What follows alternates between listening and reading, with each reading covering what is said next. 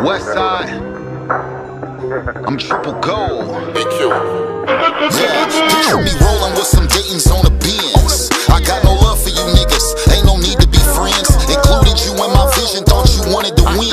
Cut you out, I tore it down and built it over again. Shit ain't stopping, I'ma pop it till the day is the end. Made myself in the beginning, then I made me again. When it's over, ice my shoulder, I ain't making amends. Play that trick in CeeLo Green, let it blow in the wind. I'm smoking better than I ever did. Gas prices just dropped, guess who got it in? Come get a fill up while the price right. In the dark, I'm shining like a night light. Cutting snow cap, the weed whiter than ice spice. Like Mike, what I say when they ask how I'm trying to ball. Y'all thinking Calvin Cambridge, but I went bald and all. Long story short, I'm never folding, but niggas still wishing and hoping. Picture me rolling, shining when you see me outside. I be chain smoking side, got me out of my mind. She be calling, trying to kick it, but it's hard to find time. Wake up in the morning, thank God, and then grind. Yeah, I don't pop pills, can you picture me rolling? 4K still, can you picture me rolling? Undeveloped film, can you picture me rolling? Fuck a record deal, can you picture me? Picture me, you niggas tickle me. Ain't fucking with my baby pictures, is you kidding me? Triple gold, made Dayton daily, I'm back in that mode. Before the summer's over, match me, I smoke out the bowl, make it roll. In the beginning, shit was going slow. Pack drop, this growing wings, come get it for it's gone. Check the mail, break a box like I'm Donkey Kong. Did a reel, made a sale before I up the post. Phone ringing, where you at? I'm on the way to you. Out the trunk, I made a killing, I know Ray Caruth. You can't dunk if you need me to throw the alley-oop. Never seen a meal, but it's coming soon, I found the loop. Went to Muse, in the dark you see my jewelry gleam. Had to make some chicken soup, them niggas sick of me. I'm back together, niggas wanna see me broken. Of course I had to triple my golden. Picture me rolling, shining when you see me outside. I be chain smoking side, got me out of my mind. She be calling, trying to kick it, but it's hard to find time. Wake up in the morning, thank God, and then grind. Yeah, I don't pop pills, can you picture me rolling? 4K still, can you picture me rolling? Undeveloped film, can you picture?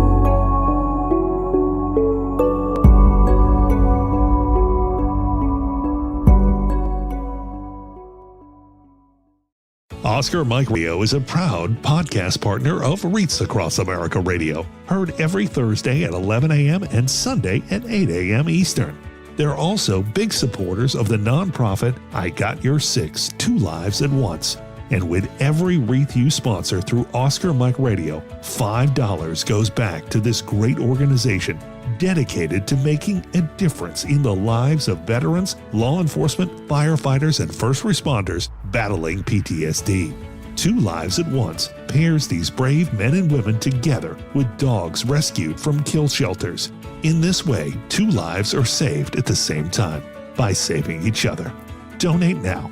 Go to wreathsacrossamerica.org/Oscar Mike Radio to help. That's wreathsacrossamerica.org/Oscar Mike Radio.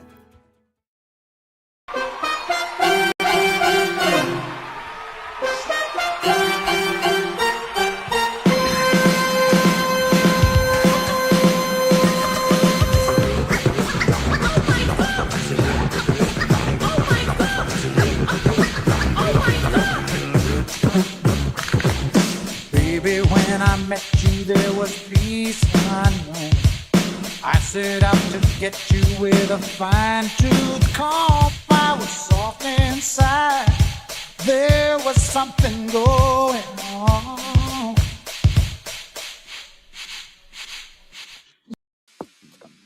Monotony. It comes in all shapes and sizes. Dull, tedious, just plain boring. But what is this? A contender, perhaps?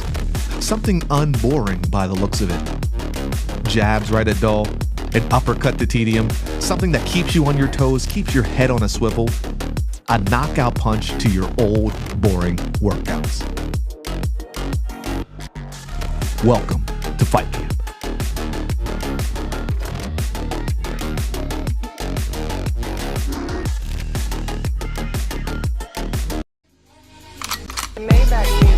Can anybody out there hear me? Hear me? 'Cause I just wanna...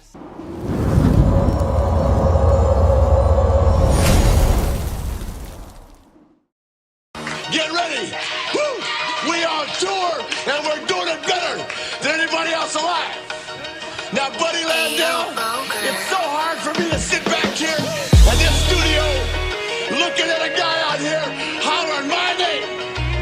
When last year I spent more money on Spilt liquor.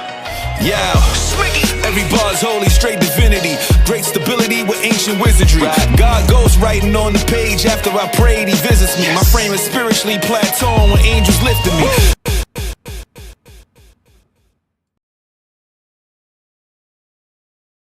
All right, it's your boy Cena Swim broadcasting live from Dayton, Ohio. And I've got to say Dayton, Ohio, because the show is Turnbuckles and Spilt like a podcast. It's a Kevin Jeffries Lito show. But Kevin Jeffries is away on a cruise with the wife this week. So I'm running solo. I've got a couple of guests that's going to be joining me tonight.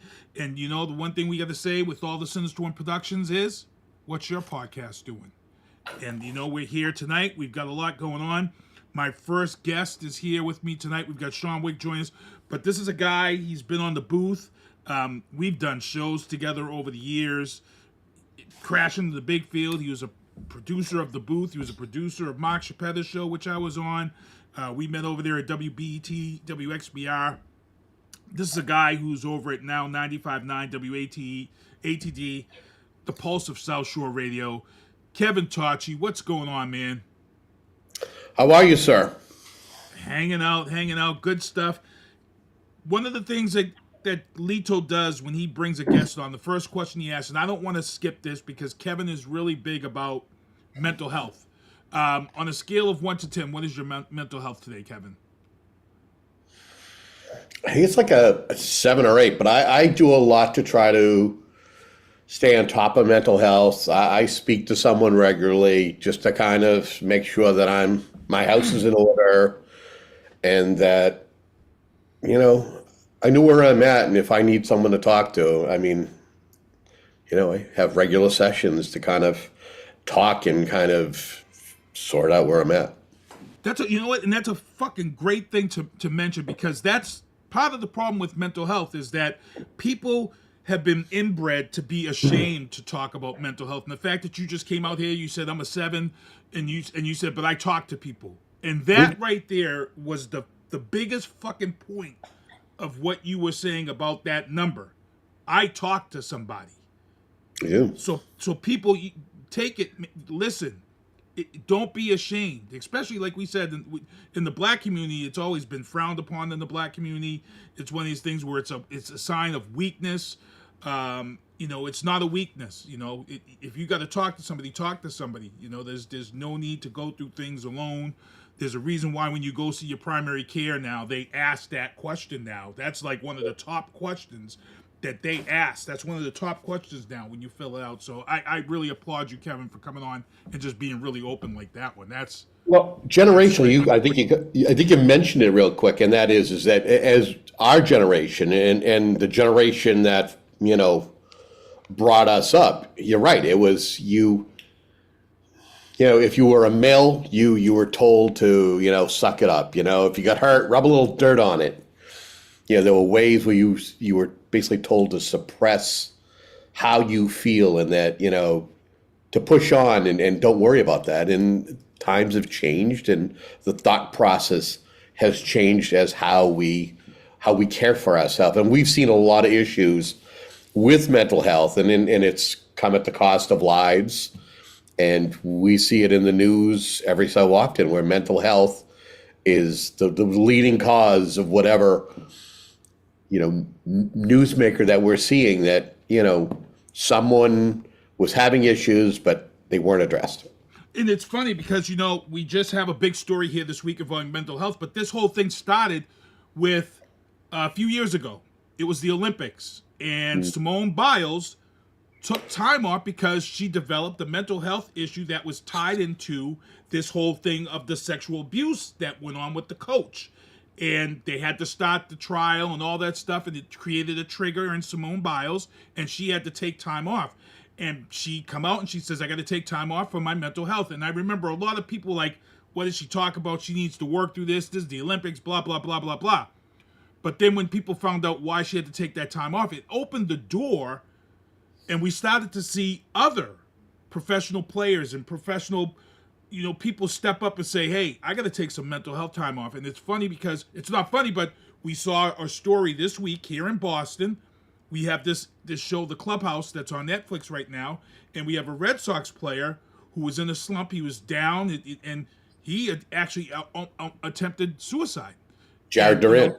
Yeah, and this is something that you know about. I'm going to let you talk about, because this is the type of stories that you cover on WATD 95.9. This is a big deal here. Red Sox are the love of this city and town, and the fact that this guy has come out and has admitted that he attempted suicide during a time where sometimes we Boston fans can be assholes. Every game is like a playoff atmosphere here, and that's one of the tough things about playing in Boston, is that the fans want 110% every friggin' night. We've had players leave these teams because they don't like that atmosphere. They didn't like that atmosphere of playoff central every night for 100 and something games. I'll let you speak on that.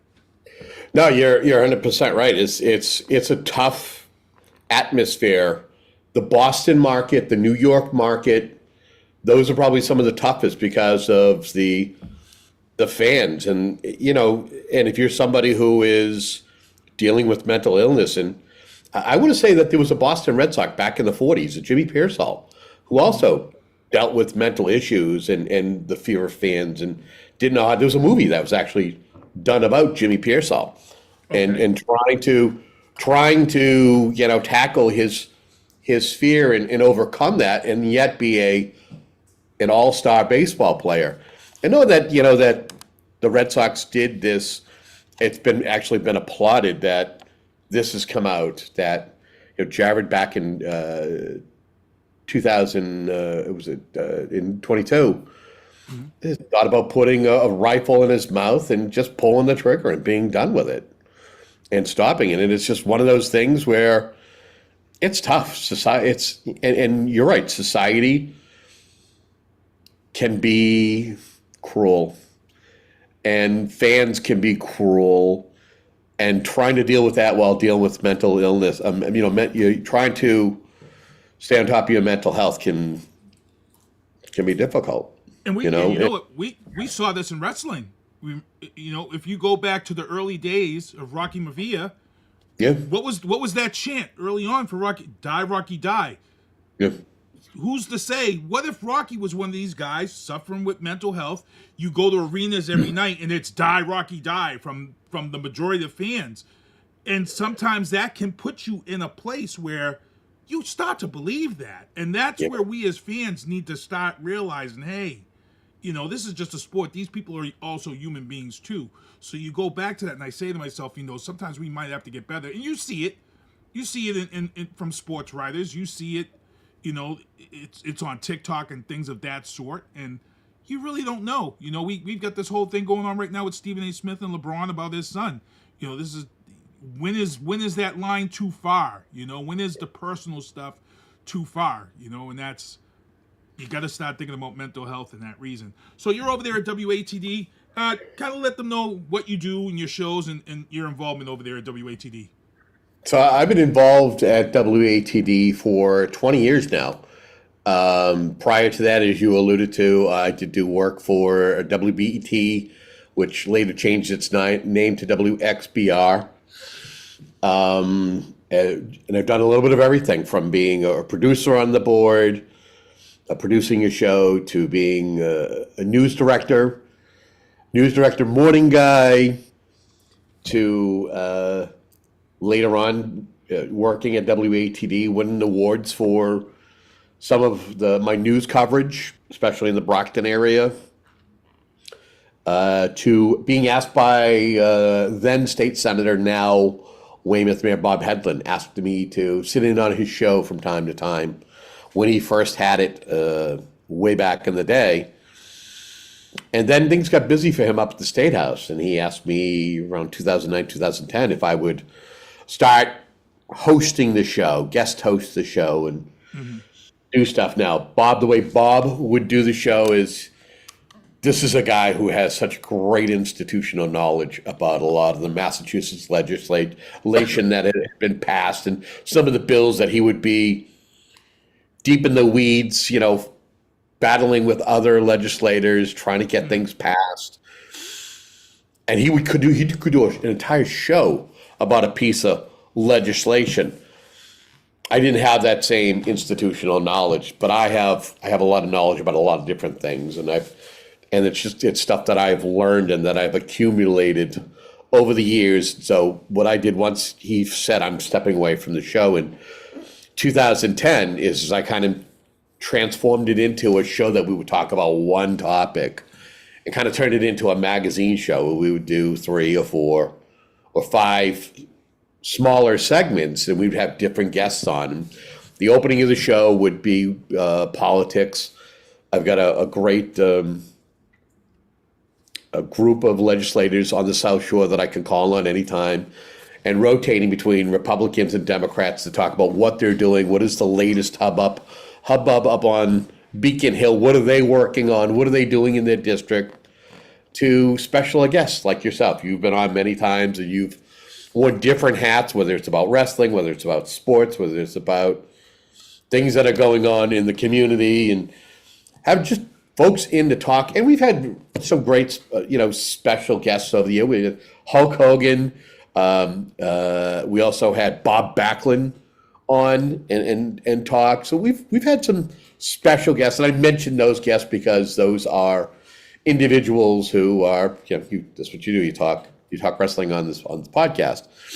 But I'm in my 15th year in hosting this show, and it's also been recognized by the Mass Broadcasters Association for segments that we've done. So I'm proud of what we've done, and we continue. We see it as the voice of the South Shore, and I'm just fortunate to still be doing it and have great folks like yourself come on and talk about some of the things, the current events, and what's affecting our communities, or the fun things like sports entertainment. And you got, just a few weeks ago, you got a citation from the mayor of Brockton, Robert Sullivan. So, that was good. Of all the wrestling people that you've talked to over the years, who was your most favorite? Oh, my. Oh, it's kind of funny. Before we went live, I was telling you, I did Fan Fest a few years ago in Rhode Island, and I had a chance to speak with Arn Anderson.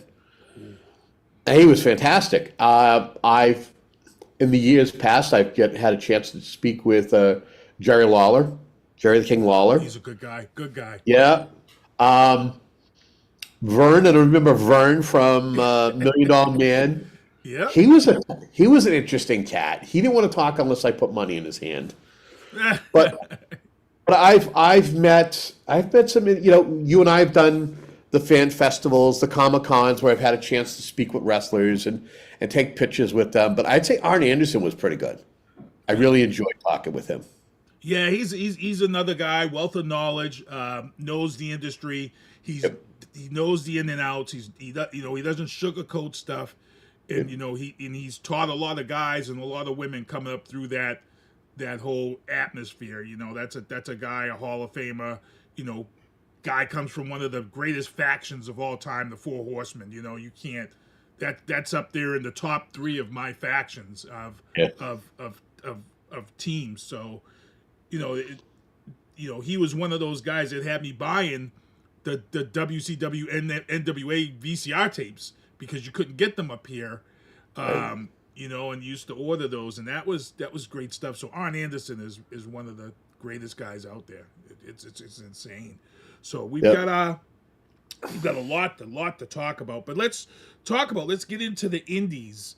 In the indies, the big talk that I had was, this past weekend, Joe Bruin, who's been on this show a couple of weeks ago, he was on to promote this New England Fan Fest down in Seaconk this past weekend, and it was, from the looks of it, it was a successful event.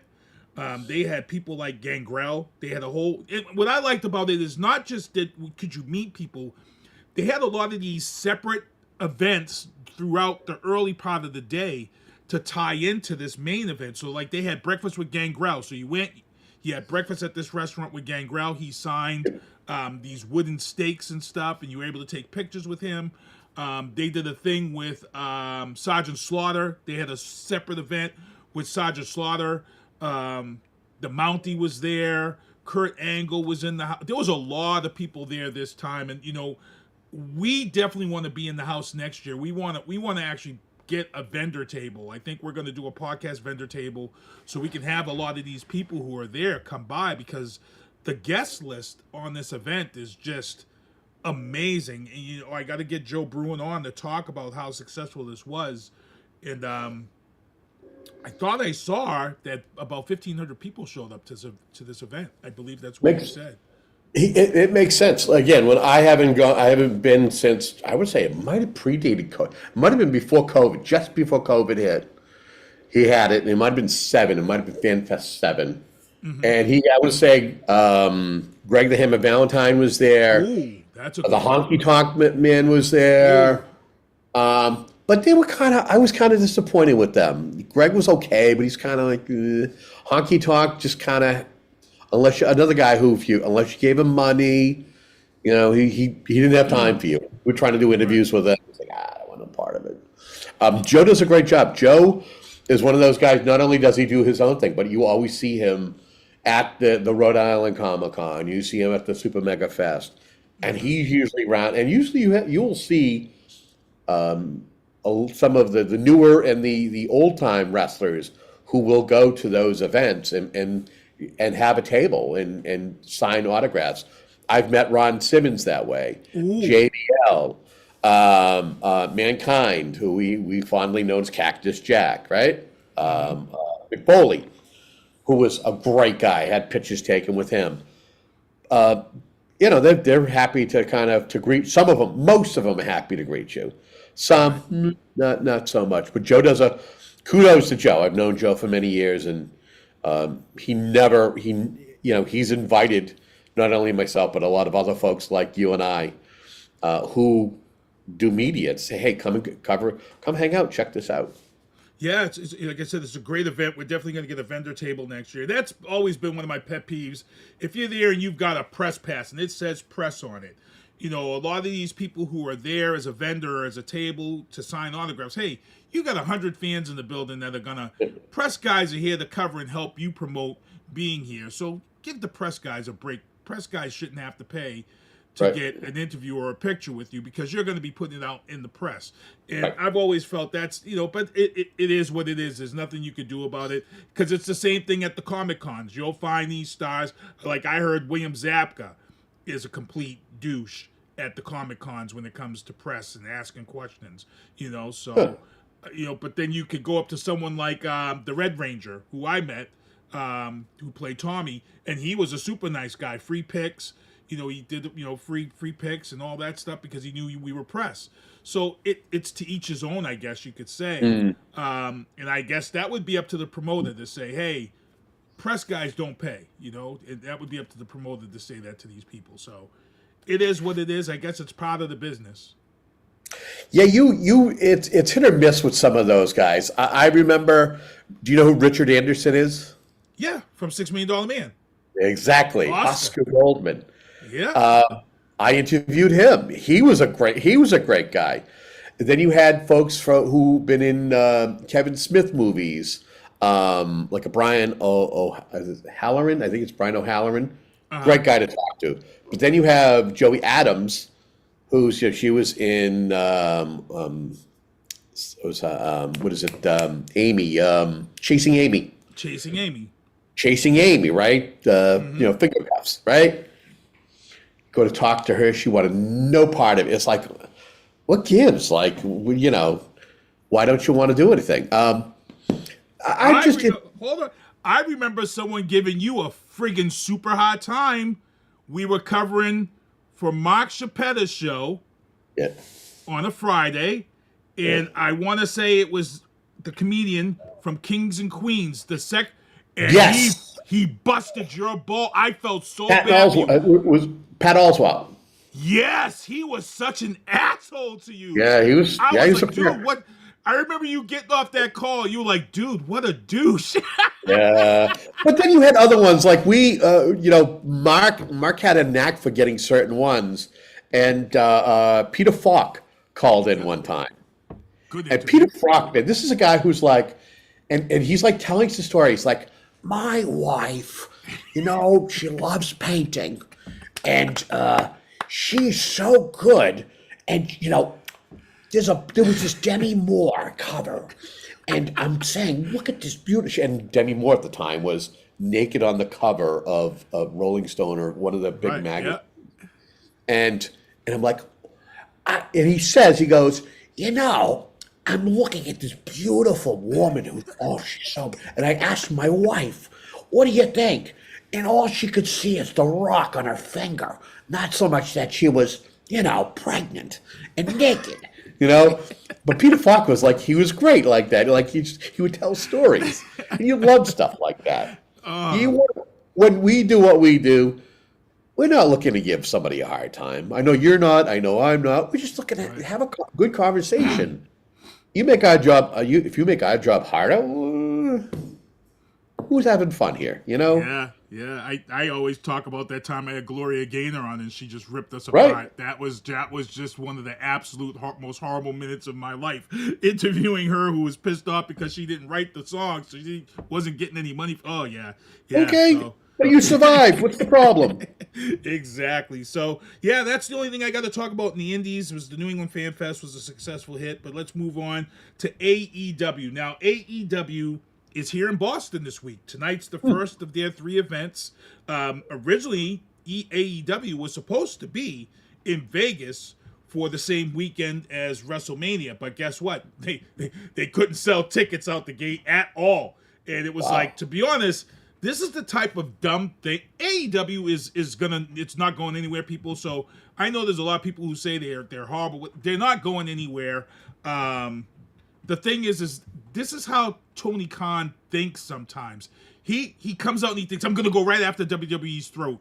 And then he's gonna realize, dude, you're not that big. You're not gonna be able to do the same weekend in Vegas as WrestleMania. Anybody going to Vegas on that weekend is going to WWE stuff. And they realized it real quick because they announced it. And I think it was like, I want to say it wasn't even 2 weeks before they said, yeah, that was a bad idea. We're going to move this. They're trying. They're trying. I mean, I try watching it here and there, but I have to be honest with you. Sometimes the product's like, Well, I mean, Toni Storm is kicking ass right now. And yeah. Her gimmick, though, is how long does this 1920s, 30s mob boss type female mall, how long does that carry on? The fans are eating it up. They're loving it. They don't understand really where it's from. But she's killing it. And she's working in all these sexual innuendos when she's doing it. So much props to Toni Storm. But again, AEW is in this place where sometimes they take 3 steps forward, 2 steps back. And, they just got this big contract now with Max. So, but the problem is that they're on Max and they've got some other things there. So actually our next guest here, let me take a quick break so we can bring our next guest in here. Okay. Hold tight. So let me put it on, let me take a quick break, put the Be Right Back screen on.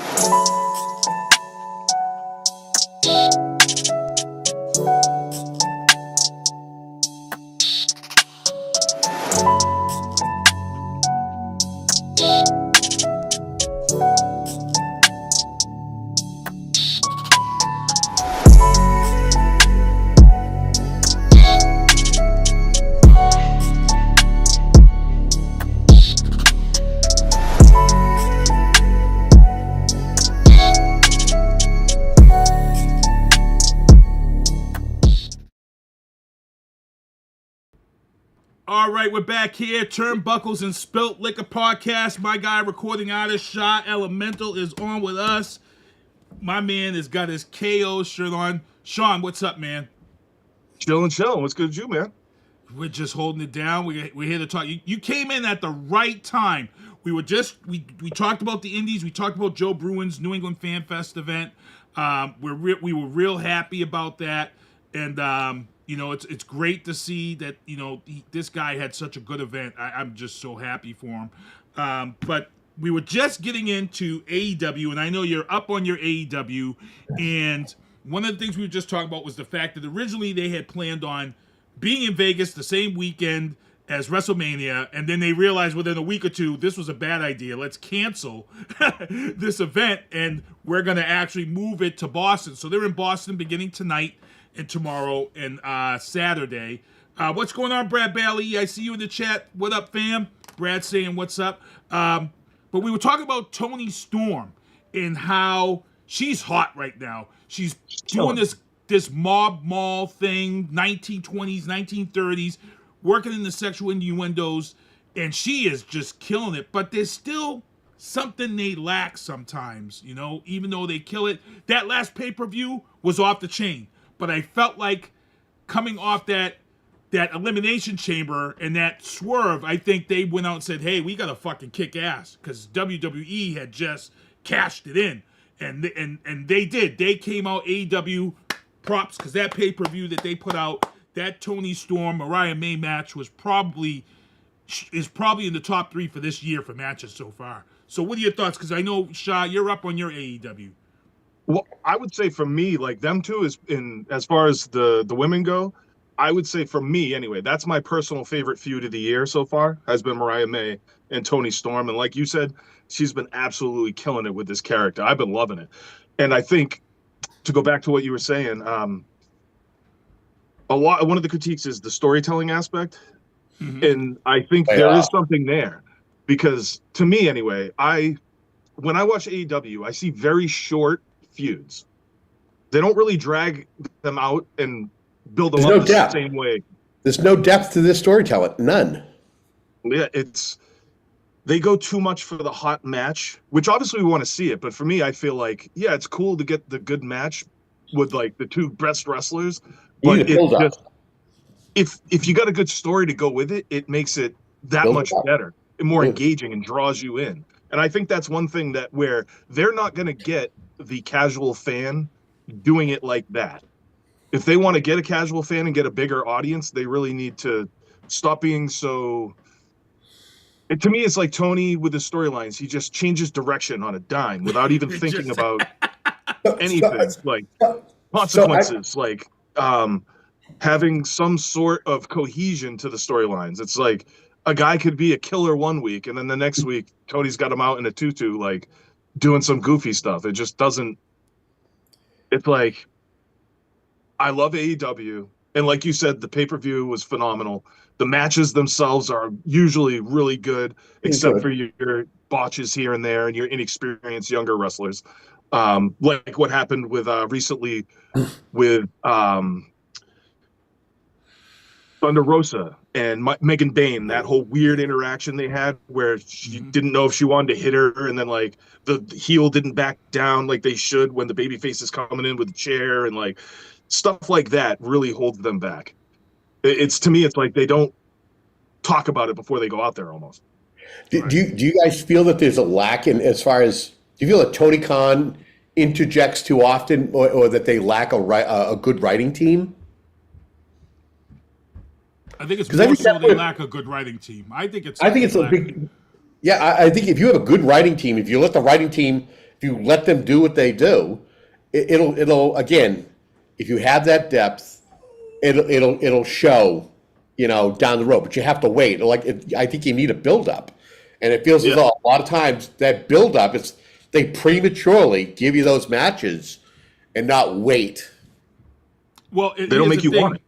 Brad Bailey says Toni Storm's been, and here's the thing, they're on Max now, and here's the thing, you've got to step your game up, because like I've said about WWE, and look, WWE might be benefiting from the fact that they're also headed into WrestleMania, but since WWE has been on Netflix, the main event has been fucking bananas, over the top, great fucking matches since the start of Netflix.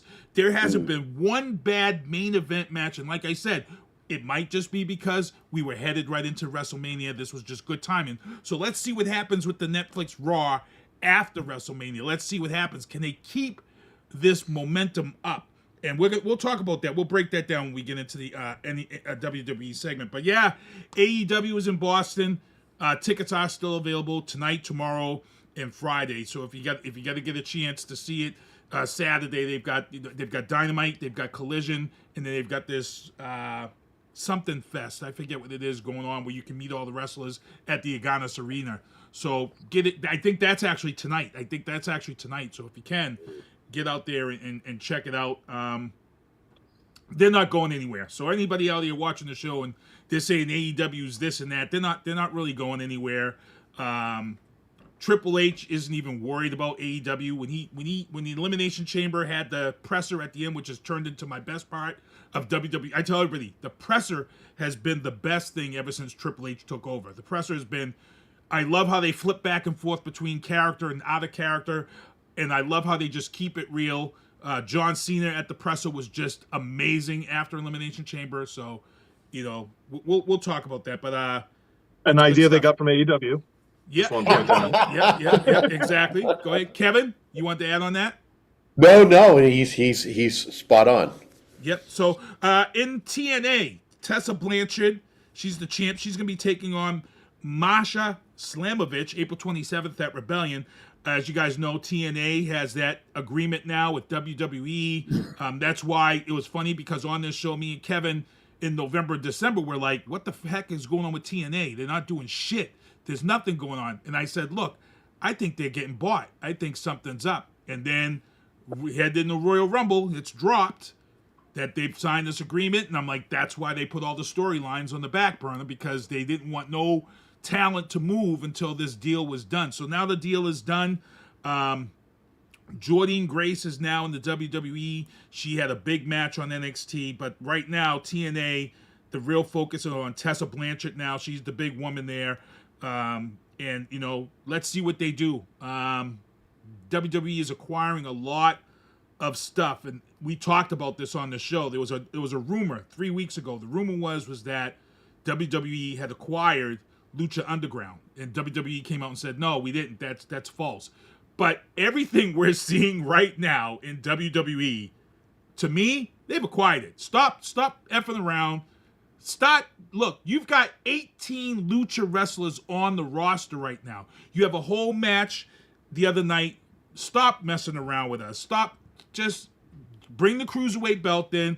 Let's bring the luchas back. Let's bring some excitement back to that Cruiserweight division. And there's a reason why you've got the Lucha Brothers in the WWE now. It's coming. It's coming. Stop it. Stop playing with our emotions, WWE. You guys' thoughts on TNA?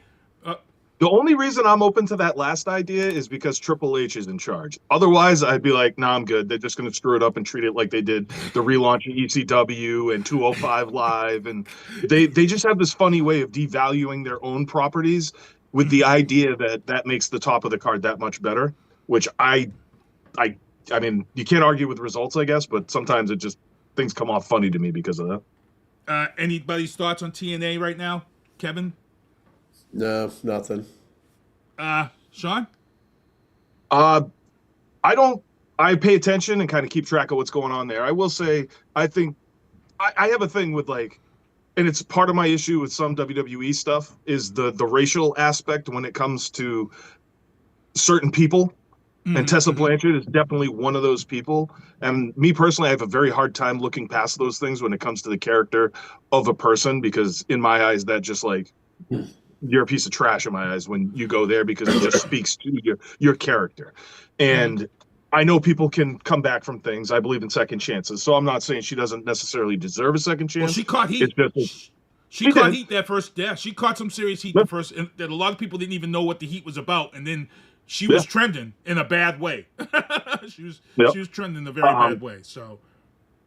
Yeah, but I think the whole partnership with WWE, I think, has been cool so far. I like how they're doing the crossover matches with NXT. And I do appreciate how they haven't just, like, completely just bodied the TNA wrestlers. They've actually let them get some pinfalls and, like, actually made it seem competitive, which is cool. It's cool. I like what they're doing. Well, there are some talks. They're talking about a final Hardy Boys match with the Dudley Boys. And my feeling is we need that. We need that one final match. If it's just a table match, I'm giving it to Dudley's. But if you bring the ladder in, I got to give it to the Hardy Boys if this goes down. Your thoughts real quick on that, guys. I'll let Kevin go first.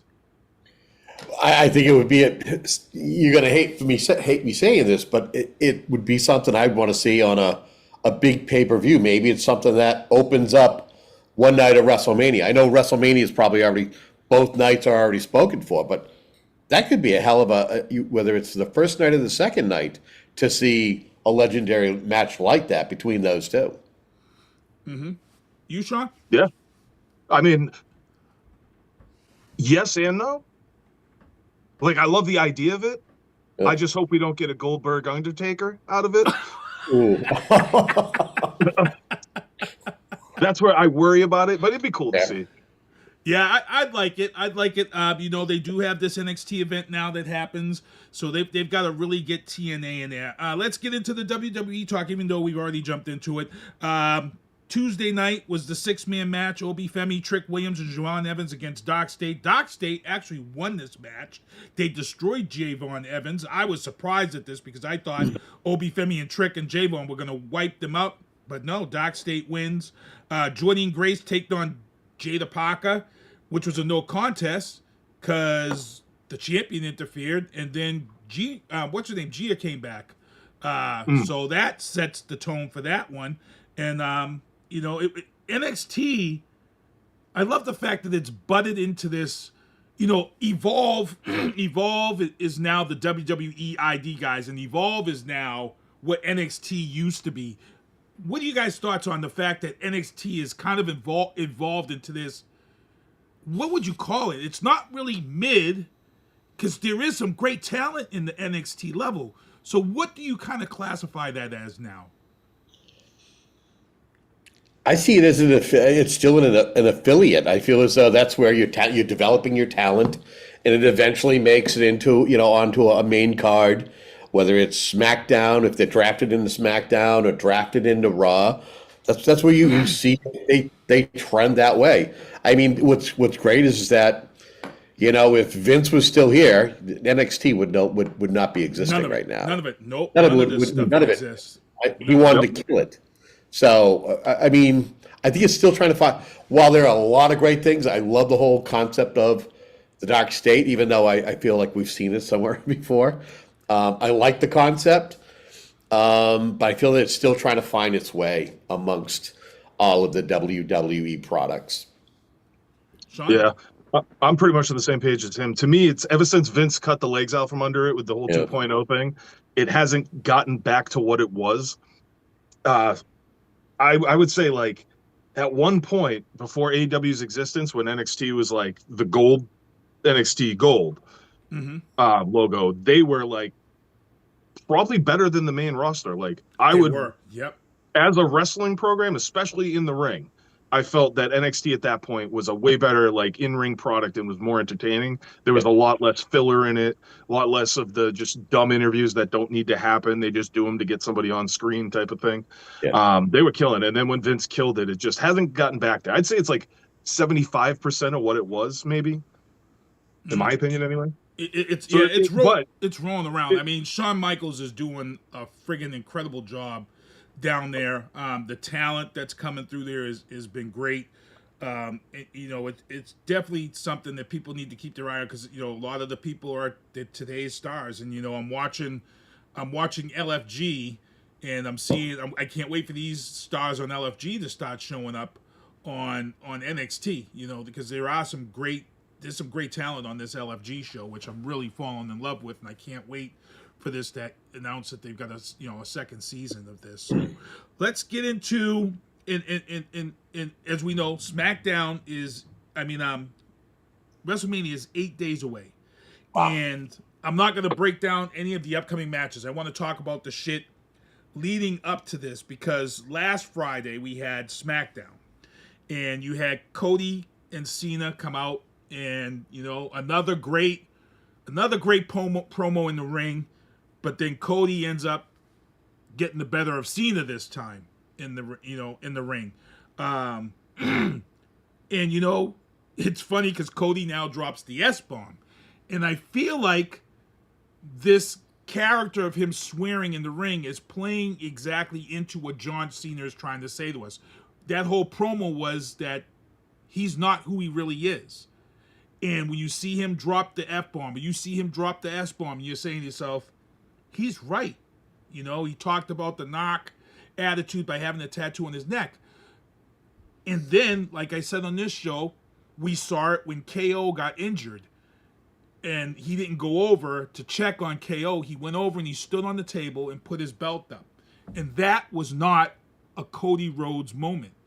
So Triple H has always said at the presses, pay attention to the storylines because they're 10 steps ahead of everybody. The whole Liv Morgan, Dominic Mysterio, that was months ahead of time. If you paid attention, the two of them came out of a dressing room together months before this whole thing blew up between him and Rhea and stuff. So they're doing a good thing there. So your thoughts, guys, on this Cena Cody match that happened on SmackDown, this promo? My hopes is that Cody is going full Homelander soon. Like, I kind of hope that Cena just pushes him to the point where he just loses it and just goes nuts. Maybe he puts Cena out for good. Maybe Cena doesn't win 17. He gets Cody to, break bad. And that's how it ends. They always love to swerve us at the end. I mean, we all thought, I thought Cody was going to win that first WrestleMania because we all wanted it so bad as the fans anyway. And then they were like, nope, and made us wait. So I wouldn't be surprised if they did something like that in the end. But it's good. Their whole exchanges have been pretty good. Sometimes they come off a little more scripted than we'd probably prefer. But I think it's been effective so far. And it was somewhat personal. I know Kevin, you text me during it. Well, again, I feel as though you have to be somebody who has been following the WWE, somebody who is not just a Johnny-come-lately fan, to get a lot of the things that they were throwing back and forth at each other. And even with Tiffany and Charlotte, you had a little bit. Hold off. We're going to get into that. No. I'm just saying. I'm giving an example. But yeah. I liked a lot of the depth on the promos and how they're going back and forth. And I'm feeling as though you guys might be right that we're going to get a double switch somewhere, somehow. We just don't know when. Yeah. And knowing that. But the only thing that I've noticed that has been missing is we haven't seen The Rock as much, unless I've missed something. I thought he'd be more prevalent. You would see him much more with Cena, where he is sold. Cena has sold out. With these two would be a 1-2. You would see them one and the same, and you're not. It's just more or less Cena versus Cody at this time. Hey Felicia, what's going on? Yeah, I know Felicia in the chat. Yeah, it's great stuff. So also on SmackDown, Rey Fenix debuted, which we talked about. I just said Fantastic. about. So here's the thing. I know that we have his brother in this fatal four-way match, but I don't think Penta's winning this at all because you brought Rey Fenix in for a reason. That's to bring the Lucha Brothers together and put them in that tag team position. So all these thoughts of him getting the Intercontinental, take them out your head because the tag team is the moneymaker for them. So Rey Fenix comes. He doesn't really fight anybody on the WWE roster. They bring a guy up from NXT, and he just pretty much destroys the guy. I feel like the tag team is coming. The Lucha Brothers are coming, and that's where the money is. You guys' thoughts on that one? I'll let Sean go first on that. I think that's what's going to end up happening. I wouldn't mind a little, maybe like a 6 to 8 month like singles run for both of them to get started. Maybe each win like a singles title, just to build up the WWE stock a little bit, and then bring them together. Because I think it would make maybe a bigger impact at that point, if for the people who don't already know who they are. But I'm a big fan of them as a tag team. I absolutely love them. They have a very distinct style in the ring that just looks so much different than what other people do. And I love it. Kevin? They're phenomenal. Kevin? I agree with that. I would rather want to see them separate. I'm a bigger fan of Rey Fenix than Penta. I thought Penta comes out. It's a lot of showy shit. Penta's he's okay, but Phoenix. I mean, that first match, I think it was fantastic. Yeah, that first match was crazy. And I want to see them. I'd want to see them as separate commodities and see where they go before you unite them. It's a great idea. And we've got two women with no belts that are I think are going to be the opening match to first night of WrestleMania. But Jade attacks Naomi, and one of the things I did notice right out the gate about Jade in these last couple of attacks, she's fluid.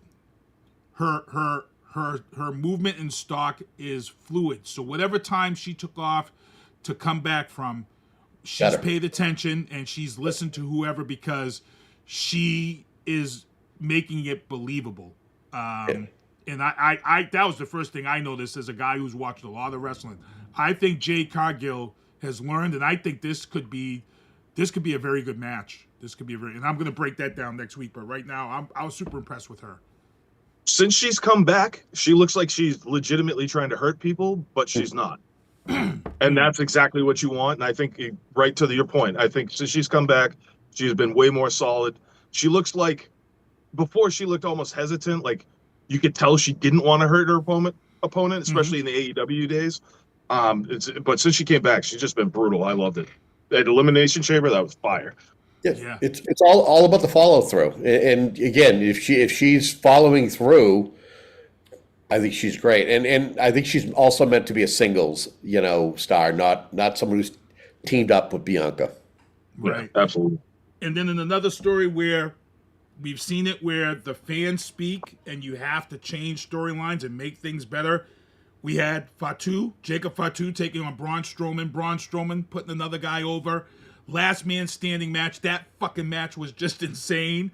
But Jacob Fatu, athletic as hell, comes out on top.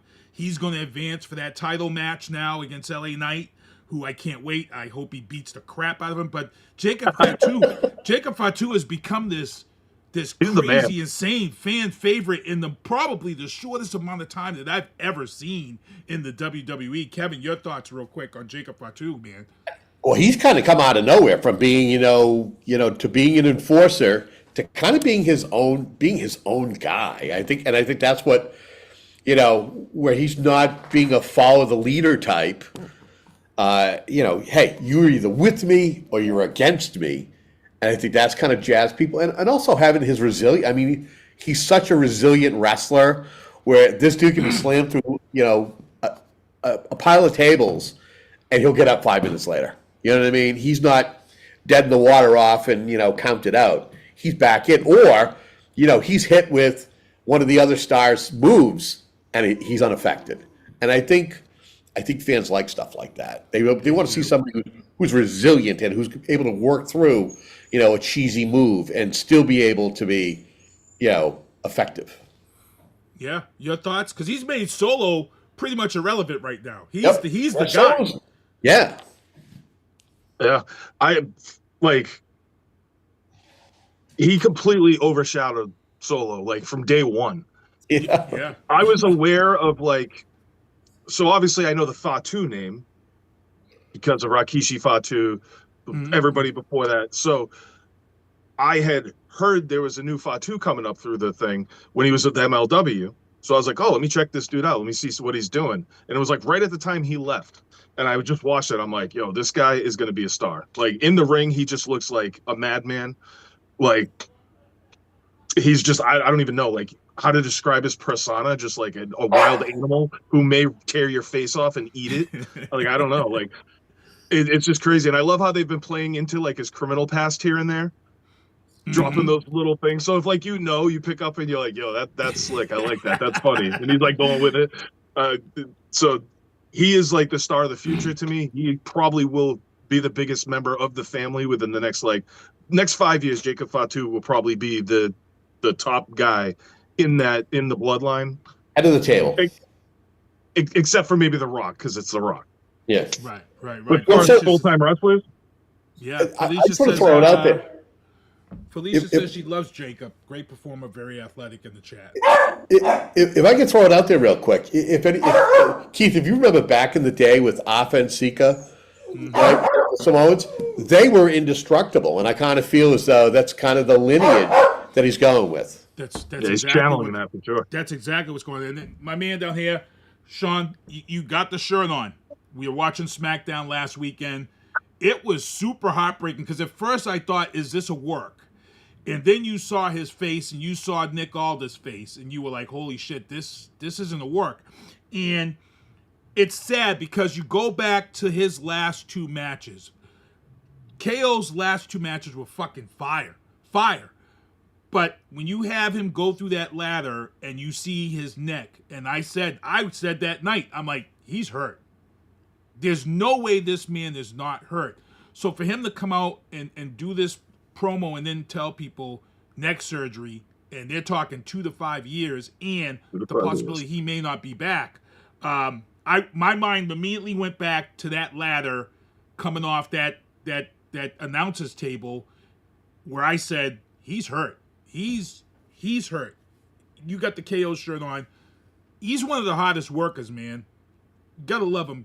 You gotta love KO, Kevin Owens. Obviously, I'm a huge fan, and like I was saying off camera earlier, he's the one that got me back into professional wrestling. So when the WWE network came back, I was like, oh, $10 a month. I'm like, I'll subscribe to it for like a month or two. I'll watch all the classic stuff, all the documentaries, and then, I'll cancel it because I'm not really watching the current stuff.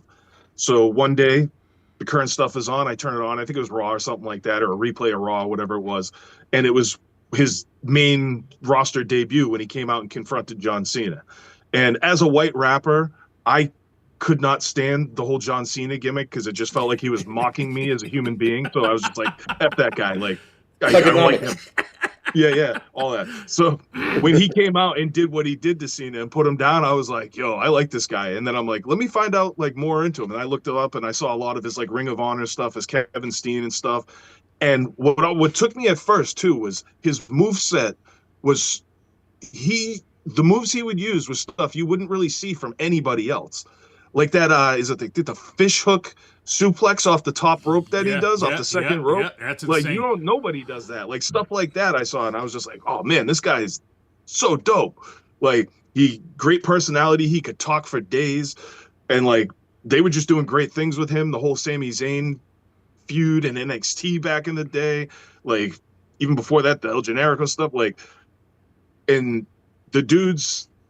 You could tell that guy gave like his entire being to wrestling just based on what you've seen. Like you said, that ladder spot, and then all the other ones for the years and years and years before that. Like looking back on it, when you see that from certain people, it's almost like these things are inevitable. And for me, it's like almost an end of an era in a way, because like he was my reintroduction to the fandom, and now it's like my favorite guy is gone now, and it's crazy.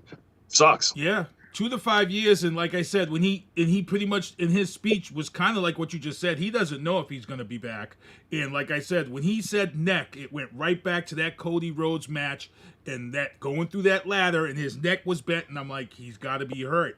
He's got to be hurt. There's no way this man isn't hurt. So I'm pretty sure that's when it happened. Your thoughts on KO not being at WrestleMania? I'm bummed out. I mean, I wanted to see the feud between Randy and KO, and like Sean had said, I love this dude. I love his anger. He's believable as a WWE talent. I love the fight Owens fight. Loved all that stuff. Loved how angry he would get, and just his in ring. And even the stuff he did, I loved, back and forth with Sami Zayn, and now he's gone. You know what I mean? And how long is he gone for?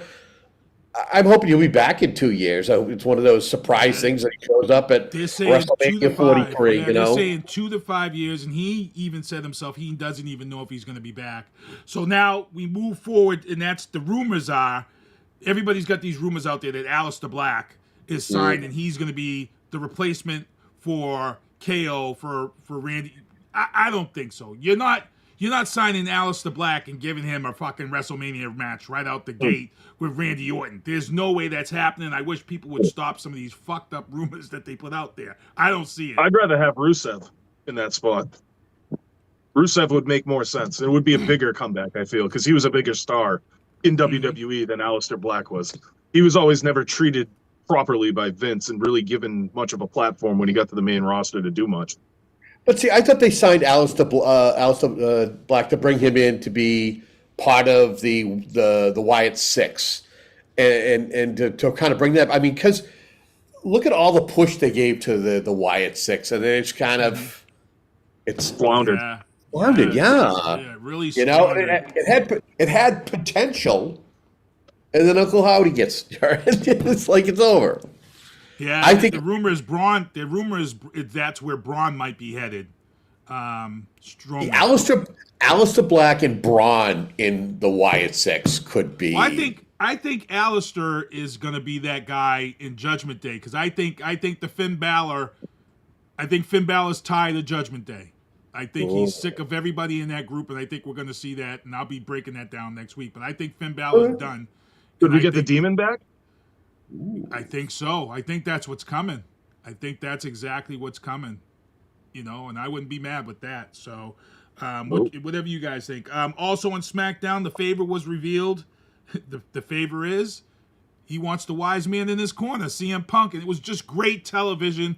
Paul Heyman is a fucking national treasure, dude. That dude kills it, man. This guy, when he had the tears in his eyes, and Roman says, "You better wipe them tears and let him know," and he turned him down.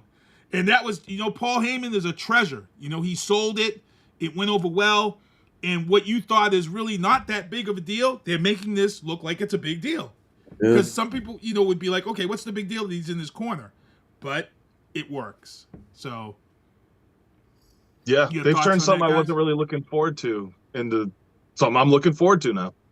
You know how the history of the triple threat isn't very good, for one thing. But I do feel these three guys could probably pull off a really good one. And now they've added to the story enough for me that they've got me engaged with it, where I didn't think they were going to be able to do it. Well, they've done it. Your thoughts, Kevin, on Paul Heyman? Yeah, I'm a big fan of Heyman. I feel that he's, anybody that he's added to, anybody who he is paired with, I think it enhances it. I mean, the success of the tribal chief, I feel, was totally tied to Heyman, and Heyman just is one of those guys. He's brilliant. And Brock Lesnar. If it wasn't for him, Brock Lesnar would have went nowhere because Brock Lesnar was stubborn as a, he was horrible on the mic. He finally towards his end, Brock was getting good on the mic. But when Brock was first brought in, and he just couldn't cut it, man. Couldn't talk. So you needed a guy who can get on the mic and be able to talk and let the guy with the muscles get in there and do what he does. Yeah. But no, I think the WWE is you don't have many manager types or manager types who are good on the microphone like you had back in the day. Heyman is one of those rare commodities.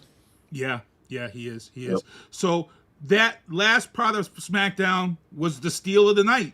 We have Charlotte Flair come out and Stratton come out, and Tiffany and her obviously go off script. So you have promos and then you have shoots. And there's a difference. And this promo went off the rails somewhere in the middle there, and it got real. Shit got real. Tiffany, to me, she rolled out the ring because she knew a real ass kicking was probably coming because she crossed the line. She went there. She talked about her being 0-3 in her marriages. And, Charlotte Flair tries to bounce back and says, well, Kaiser's in my DMs. And I said, wow, I'm pretty sure Tiffany Stratton went to the back and the first thing she did was got on her phone and confronted her man. Because he actually released a statement the next day. So I'm like, damn, it was that serious. And I knew it was serious because I went to look it up to show somebody on YouTube, and WWE actually cut that part from the replay. So I'm like, they definitely went off script if they're cutting it from the replay. So what were your guys' thoughts on the Stratton Charlotte Flair? I'm going to go with you, Sean, first. I do and always have thought Charlotte Flair is absolute trash. I can't stand her. Everything about her is, I'm just like, yeah, I get why she's been divorced 3 times. I can't even fucking, excuse my language. I'm sorry. You can do that. I can't even, like, you ever look at somebody and you're just like, ugh. And then when they talk, it confirms everything you assumed about them in a way. Like, that's where I'm at with her. So, like, she's trash. Like, she's only done the one character. Her entire run has just been that stuck up, like, I'm the best thing. And she's never done really much else character-wise beyond that. And then, like, she's not horrible in the ring or anything, but I don't know. I can't stand Charlotte. So, like, I was laughing. Like Tiffany killed her, and I was loving it because I was like, yeah, get her. She And like murdered her. the whole like Kaiser thing, I'm like, Kaiser, I hope he's watching this right now. If you choose Charlotte Flair over her, like, just go in a cave somewhere and just never be seen ever again by sunlight. Because like, I'm sorry, and that's like, but yeah, that went off the rails. You could definitely tell it was a little personal there, which is nice though, because that usually at least adds to the reality of it in a way, and we can appreciate that as fans. They probably didn't like it, but hey, it was entertaining. What's his name's face really set the tone, because you could tell he was like, oh shit. Kevin, your thoughts?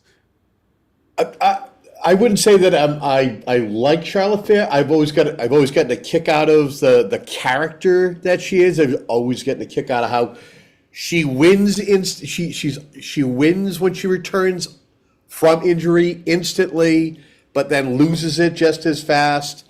And I feel that they keep her around because she is the offspring of Ric Flair, and it's she's similar traits as her father. I would say, sorry, but you know what, Ric Flair in the day was like, he was huge Flair fan as a wrestler, but as a human, that's a whole different thing. Yeah, absolutely.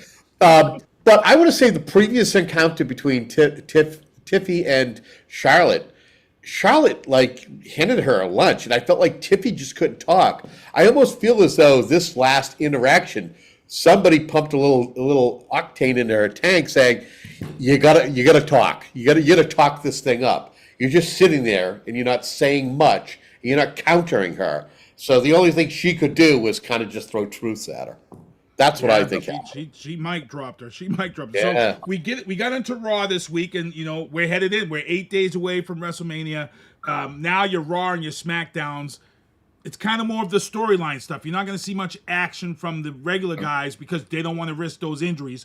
So you get some of these other smaller, different type matches for people who you're not probably going to see at WrestleMania. So we saw Lyra Valkyria and Bayley.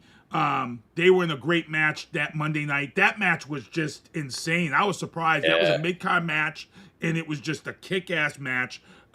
Bayley and her put on a hell of a show. Lyra comes out on top. Bayley shows a little bad guy side, but then she changes her mind and comes back, and she hugs her and puts her hand up, but then she looks at that belt. So you got to kind of watch out for Bayley. But that was a great match, guys. Your thoughts on that match? That was a freaking superb match.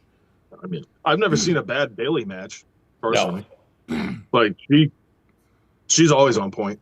I have absolutely nothing bad to say about her. So just per usual, doing what she does. Yeah. I thought it was a great match, but Bayley just came back from heel and has gone, is now kind of a baby face. I'm surprised that they would tease her, turning because she wants another shot at the title. Unless she's going to turn on her. Don't they have a tag team match coming up? Yeah, that Friday night. Yeah. Friday night on SmackDown. So, yeah. And then it was official now. Women's triple threat match is now official. I love all three women in this triple threat match. I really love Io Sky, and I love this storyline with Io being she's not recognized. That these two are looking past her.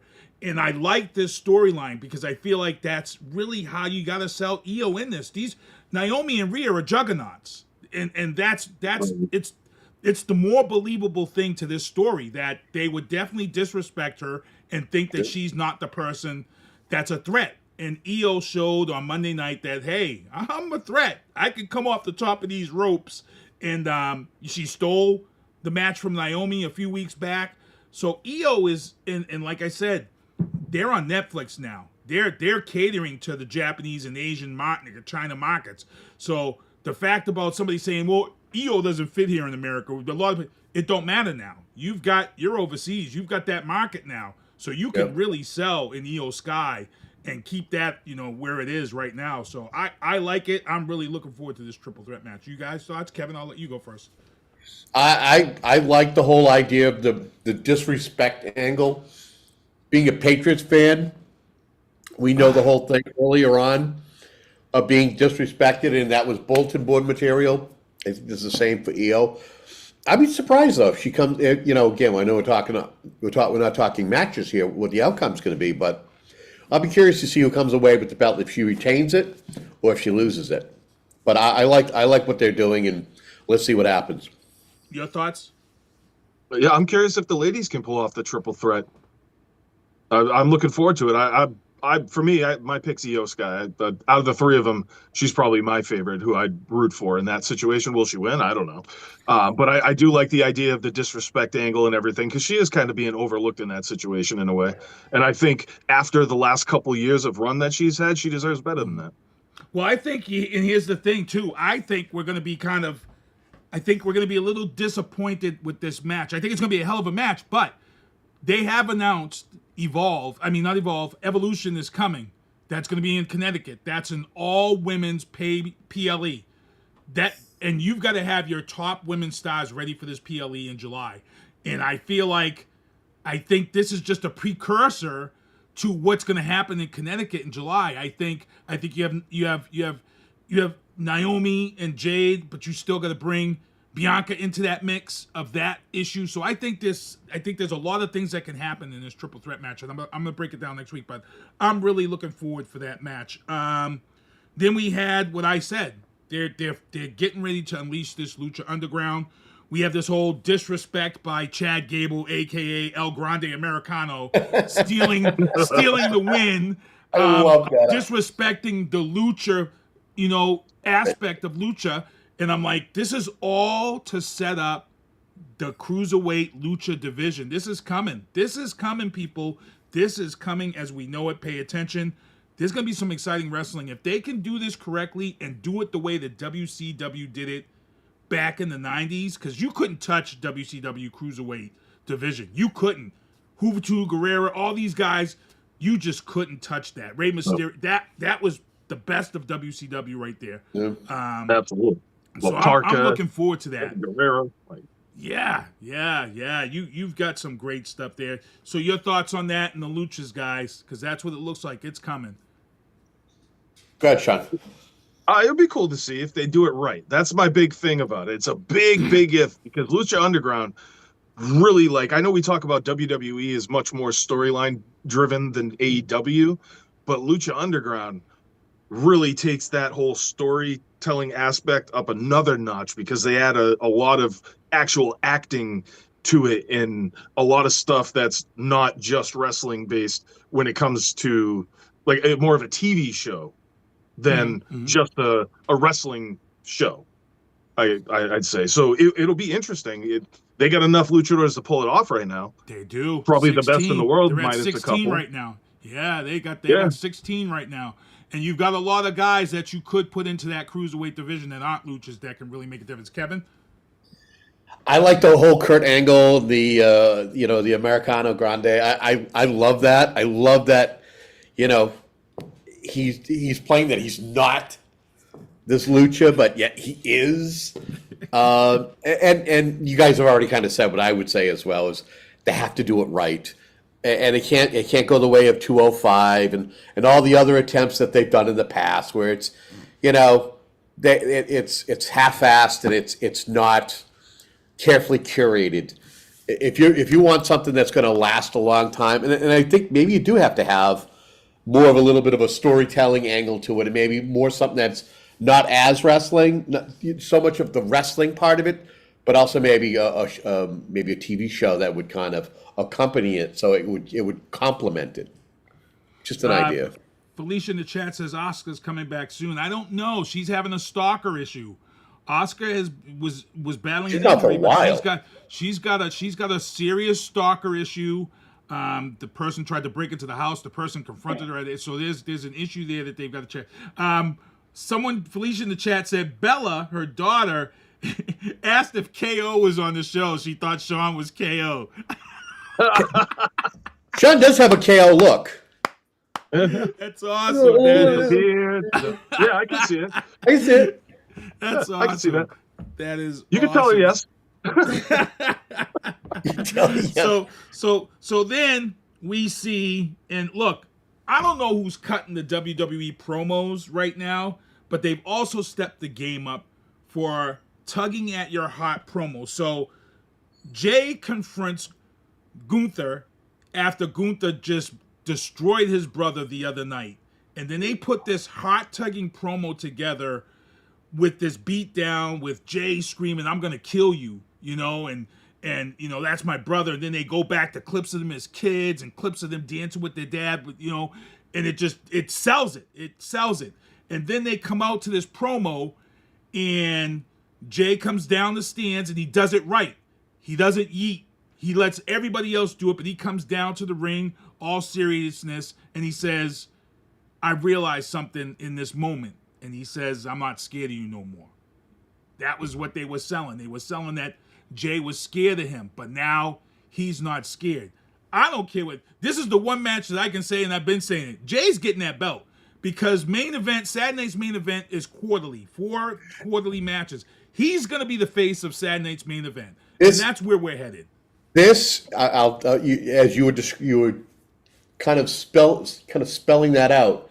This seems as though it is a carbon copy, or it's has samples of last year Cody versus Roman.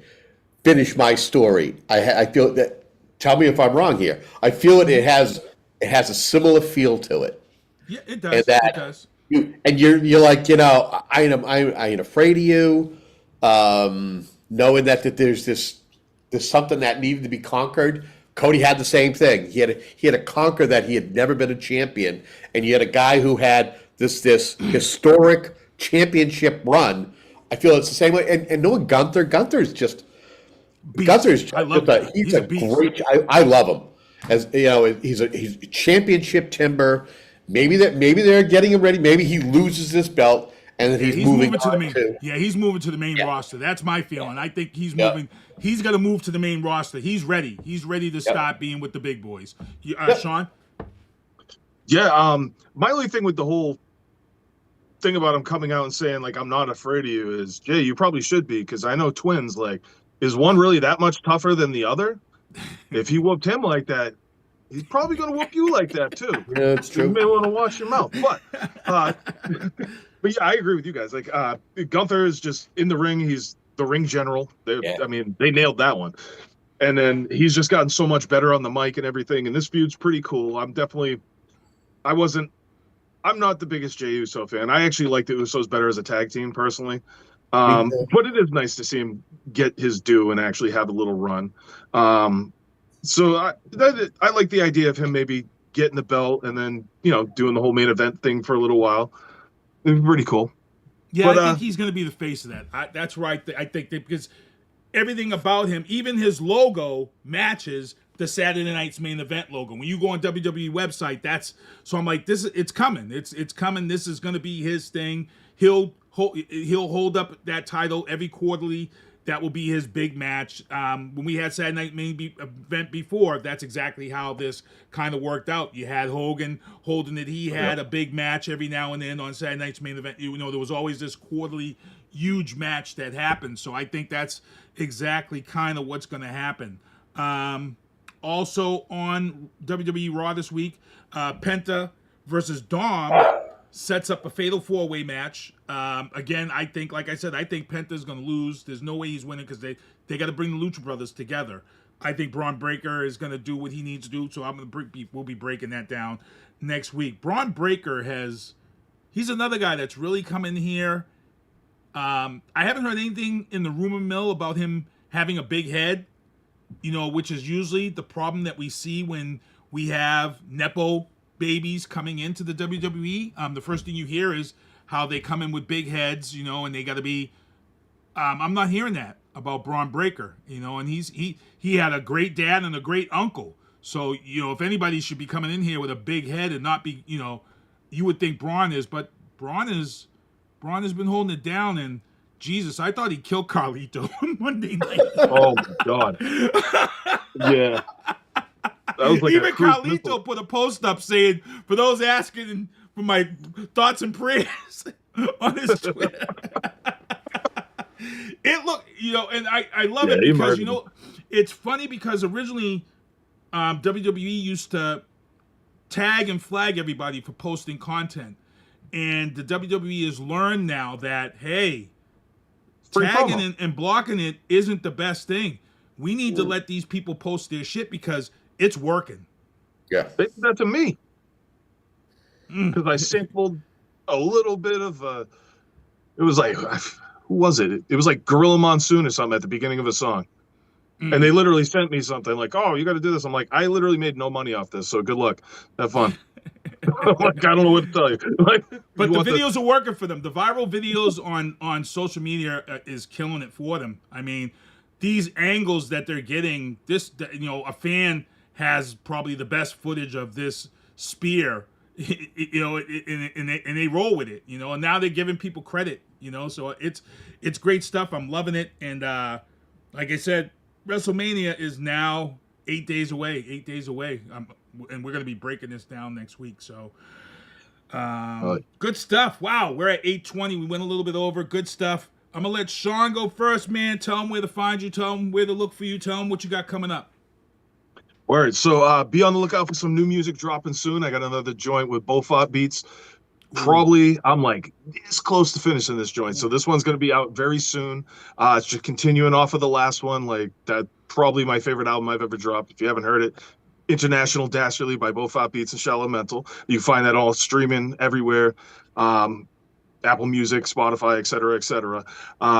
Be on the lookout for the Culture Corner group on Facebook. If y'all into hip hop culture, music, politics, all that stuff. I mean, the hip hop politics too, not all this bipartisan nonsense people be arguing about all day online. I mean, like, yeah. I don't know how you deal with some of those people. I'm like, yo, this guy's got way more tolerance than me, but hey, good for you. That's why I like you. You can check me on Instagram, SeanWick978. Beat me there, and on Facebook under Sean Wick as well. Kevin? Yeah, I just want to say it was an honor and a privilege to be able to share the show with you, Keith, and you, Sean, and kind of chopping it up, talking sports entertainment and at its finest. I didn't get a chance to say something quick about Braun Breaker, another guy who I love the Breaker. I love Gunther, and I love Jacob Fatu. Those three guys, the future of the WWE. Yeah, they're solid future. Solid. I just love Breaker's attitude. Monday Night Talk, 95.9 WATD, weekly show, 6:15 to 8. We talk a little bit of everything from current events, politics, to authors and sports and sports entertainment. You can find me on Spotify, also Podbean, and 959watd.com is the website. You find me on the Gram. You find me on Twitter, now known as X, Facebook under Kevin R. Tocci. And don't forget the bee guy stuff, man. You were just doing some stuff the other day with the bees and getting some fresh honey. Right. So yes, I'm also a local beekeeper who. It's kind of a rare thing up here in the Northeast, but I actually had a hive that has actually made it 2 winters, and that's kind of a rare thing up in the Northeast here. Mm-hmm. And next weekend we plan on one of the hives that it almost made it through the second winter. We lost the colony, I would say about a month and a half ago. We're going to be spinning that and getting some fresh honey. So, and just let people know real quick, what are the benefits of the fresh honey, health-wise? Oh my God, dude! Well, first off, you don't eat it with a wood. You eat it with a wooden spoon, not with a metal spoon, because you kill the enzymes in it. But it's Google. You'll see what all the different things are that honey can help you with. Mm-hmm. Nice. And it never goes bad either. That's the other thing. That's right. Honey has no expiration date. Nice. And I heard if you put mushrooms in it and leave them there for a long time, they may just multiply. Really? Well. They don't multiply. The psilocybin grows and multiplies within the honey itself, and then you can eat the honey, and you get the same results as the mushrooms. Oh man! Very nice. Yeah. And that's your health. Don't try this at home, kids. No. Felicia says she loves local honey. It helps heal wounds. Hey, I got to thank these guys for coming on the show. Kevin Jeffries will be back with me next week. We're going to be breaking down our predictions for WrestleMania. We're headed into this. Guys, 2 days, 2 nights of just unbelievable action. And they're coming from Vegas, which is huge. Allegiant Stadium. And then they're going to have stuff, is going to be inside that globe. It's going to be a lot to see. And then we've got the Hall of Fame. Real quick, guys. Hall of Fame, are you guys happy with the Hall of Fame pick so far this year and the fact that they added best match of all time? I love that. I love the addition of that guy. Well, let's see what the best match turns out to be. Is it Edge and Orton? It's the Stone Cold Shawn Michaels match is nominated for best Hall of Fame match of all time. The one I was there for? Oh yeah, you were there for 14? Yeah, yep, that's nominated. And the Hell in a Cell match is another one that's nominated, and I forget what the third one is. I hope it's Stone Cold and Bret Hart at WrestleMania 13 because I put that above. That's it. That is. Okay. That's it. All right. That's Good. it. There's three going in, and every year they're going to have 3 matches that are going in as the best matches of all time, and that is the third one. That's pretty that cool. Bret Hart, and it's cool because they put together these interviews of the guys of exactly what was going on, during those matches and what was being said. So that's dope. Awesome. Yeah, Stone Cold actually says that if there was no Bret Hart, there would never. If there wasn't that match, there would never be a Stone Cold. He said. Wow. There wouldn't be. Everything changed in that night. So that and the promo. Great stuff. So hey, I want to thank everybody for tuning in. Everybody in the chat. We'll be back here next week on our regular scheduled night, Tuesday at 9:30. It's your boy Sinister One, and we're gonna get out of here. Thanks for tuning in. We're out.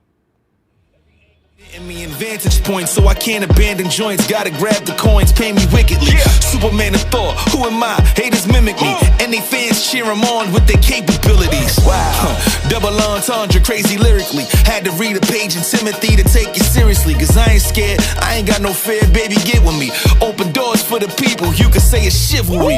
I drop bombs, it'll be a day in infamy. Mainly cause all my ops feeling painful instantly. Stay for sympathy, not me. Creating imagery that everybody you like, I made a simile. Facts.